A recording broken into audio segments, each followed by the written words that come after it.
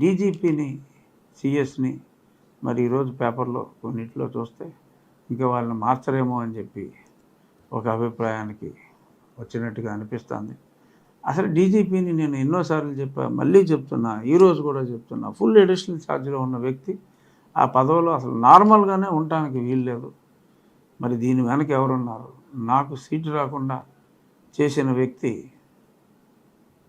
ఈ నీచపు dash dash Reddy ఇంకా తన ఇన్ఫ్లుయెన్స్ని వాడుతున్నాడా అంటే రొటీన్లో తీసేయవలసిన వ్యక్తిని కూడా తీసేయకుండా మరి ఈ చీఫ్ సెక్రటరీ గారిని కూడా ఇంకా కంటిన్యూ చేయటం దారుణాతి దారుణం.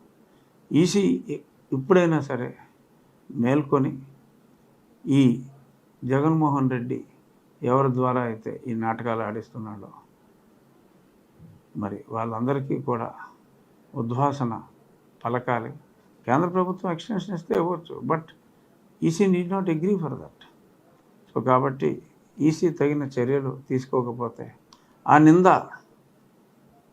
మరి చాలా పెను ప్రభావాన్ని చూపెట్టే ప్రమాదం కూడా ఉంది.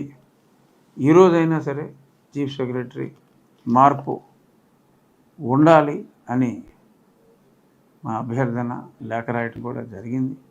చూద్దాం ఏమవుతుందో.